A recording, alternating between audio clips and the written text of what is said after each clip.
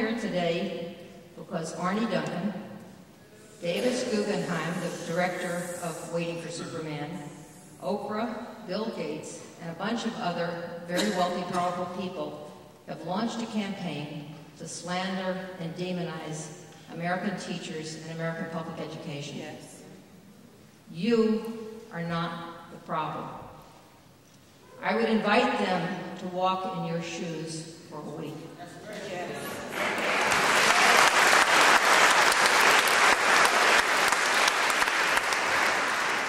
You are doing the best job you can do without adequate resources, without support, in a nation that chooses to ignore the most dramatic increases in poverty that we have seen in this country in many, many years.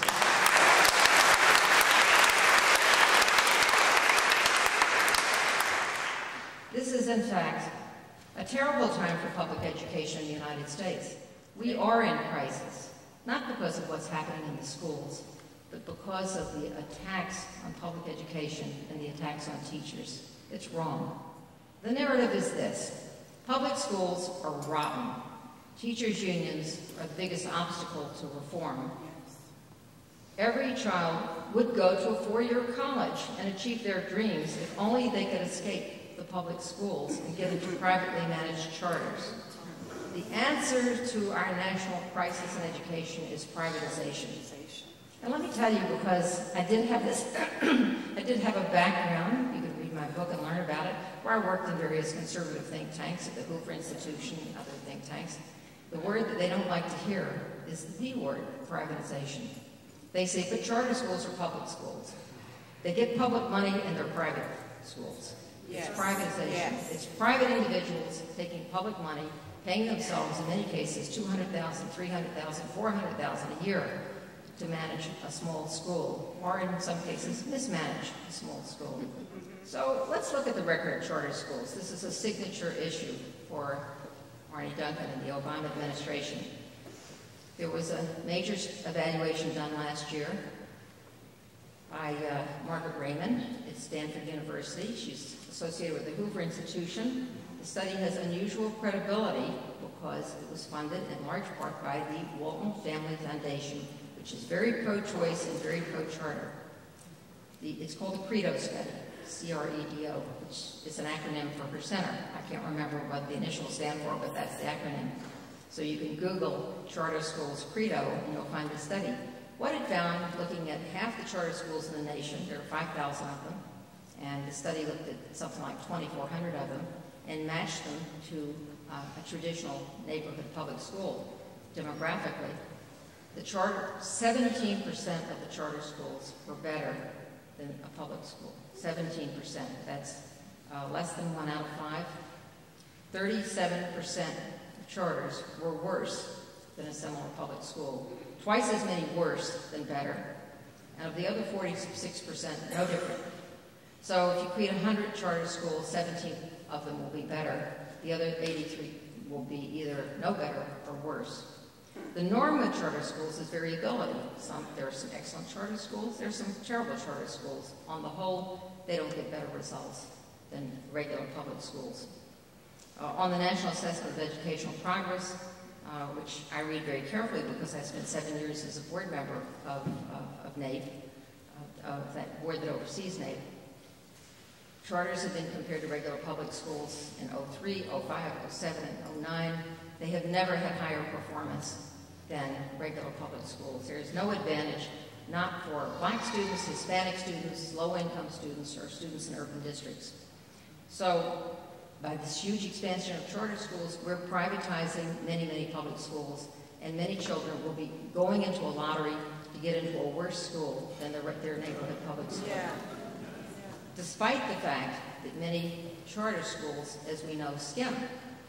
We know that many charter schools do not take a fair share of kids who are limited English proficient, do not take a fair share of special ed children, or homeless children, or immigrant children. Even with all of the advantages that they have, they still don't get better results on the whole. And again, the media likes to find the one charter school that gets spectacular results, but they don't look at the other 83% that don't. So The next issue we get to is merit pay. Merit pay has been tried again and again and again since the 1920s. It has seldom shown results. The assumption is teachers are lazy, and if you offer them financial incentives, they'll do a better job and get better results. So if you offer teachers the financial incentives, they will teach to the test, they'll do drill and practice. What actually happens with the more you incentivize people with money is the curriculum gets narrowed. So there's less time for the arts and science and history and geography and foreign languages and civics and physical education. And if merit pay actually were to work, there would be a huge sacrifice of what most people would consider good education. But the good news is it doesn't work. I mean, I guess that's good news. Study after study has shown it doesn't work, but the people who believe in it simply will not give up the idea. It should be instructive that teachers, who are going to be the ones who are getting this extra money, don't want merit pay. Not because they don't want more money, not because they don't need more money, but because teachers understand that putting people into competition with each other for money will destroy collaboration. Yes. It will destroy it. Now, the latest study on merit pay is probably, I have to say, undoubtedly, the most important study ever done of merit pay. It was done by the National Center on Performance Incentives at Vanderbilt University. It was carried out by economists who are believed to be quite favorable to incentives and merit pay. I know that everybody that I was talking to expected that this report would be very favorable to merit pay because of the people who were involved in writing it. And so we were waiting and watching to see what would these men, I guess there were men, maybe there were some women involved, what would these economists say? They studied Nashville, Tennessee, where there was a major merit pay program. The average teacher's salary was $50,000, and the bonus that the teacher could make by raising scores was $15,000. This was big money. So they had one group of math teachers, middle school math teachers, who were offered the bonus, and a control group not offered the bonus. And they did a study that's, I don't know, it's over 100 pages. They sliced and diced the data every which way and concluded that there were no results for merit pay. The control group and the treatment group got exactly the same results in terms of test scores. It didn't matter. State after state has been encouraged, bribed to pass laws to have merit pay programs, and it doesn't work. Teachers are doing their best regardless of the incentives. Yes.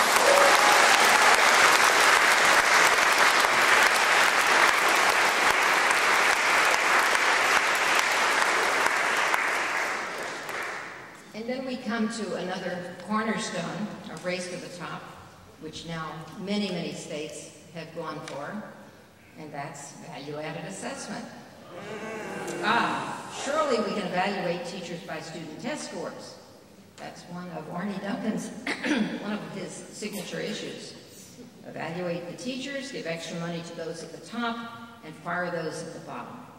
The problem is the research doesn't support it.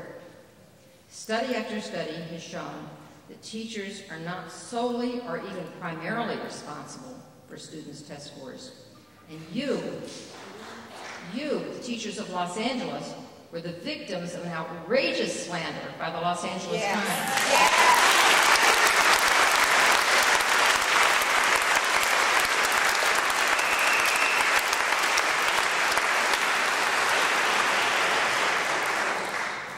When I opened the email with that first story and saw that they had published the names and photographs of teachers, labeling them as ineffective teachers, I was outraged. And the reporter called me, and I could barely contain my fury. And he said, "What did you think of my story?" One of the Jasons. And I said, and it was quoted the next day, it was disgraceful. It was absolutely disgraceful. You're ruining people's lives on the basis of a methodology that is flawed and invalid. And these measures are harmful to the teaching profession. Yes. Value-added measures, in fact, are a terrible idea because the measures are both unreliable, invalid, and unfair. Students are not randomly assigned to teachers, so one teacher has a more difficult class one year and a less difficult class the next year, a more cooperative class the one after that. The measures themselves are highly unstable. A teacher who's in the top quintile one year may be in the middle the next year. The one who's at the bottom quintile may unexpectedly rise to the middle or even to the top, depending on the students in his or her classroom. In one of the studies that just came out, they found that if you switch the test, you'll get different results. A different group of teachers are in the top quintile, depending on which test you're using. In fact, in Houston, when they switched tests, they found that half the classifications were wrong. Half the rankings of teachers were wrong. A study that was released just a few days ago by a colleague of mine at New York University, Sean Corcoran, found that the margin of error in value-added assessment is huge. And he said that a teacher, he looked at two different value-added programs, the one in New York City and the one in Houston, which the Houston officials are thrilled about. And he said a teacher ranked in the 43rd percentile, meaning that 56% of teachers are presumably better and 43% presumably less effective. That teacher might actually be, because of the margin of error, at the 15th percentile or at the 71st percentile. So the same teacher might be average, below average, or above average. And they're all correct. Well, I used to think, and I'm speaking fairly recently, I used to think, well, you know, you can learn something by looking at value added, and maybe it should be one of many measures. But now, having seen the way it gets misused, having seen how the LA Times used it to smear people and to ruin reputations and to make good teachers end their career under a cloud, I'm opposed to the use of it all. Yes.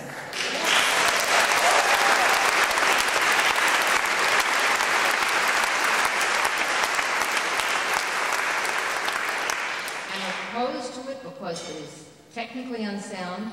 It will drive teachers to engage in endless test prep to save their careers and their reputations. It will narrow the curriculum, and because it has an aura of scientific objectivity, which it does not deserve, and because it is numbers, it will drive out all other measures of teacher quality and dominate all future evaluations, and that's wrong. Bruce Baker, who's an economist of education at Rutgers University, wrote recently, "If I knew that a car that I was about to buy would surely explode 1 out of every 5 times I got into it, I would rather walk." Well, value-added assessment is wrong more than 20% of the time. So, no thanks, I'd rather walk. Too many errors, too many negative consequences. Don't go there. Reliance on these measures will cause teachers to avoid teaching English language learners, poor students, special ed students, and other students who are most challenging to educate. Linda Darling-Hammond's research has shown that it's easier to get value added with the most advantaged students, so teachers will flock to those schools and avoid the schools where the kids have the greatest needs.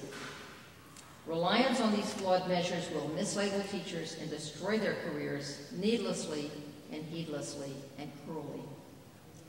In my heart of hearts, I must confess to you that I believe this whole issue of teacher evaluation is a red herring. It's a diversion.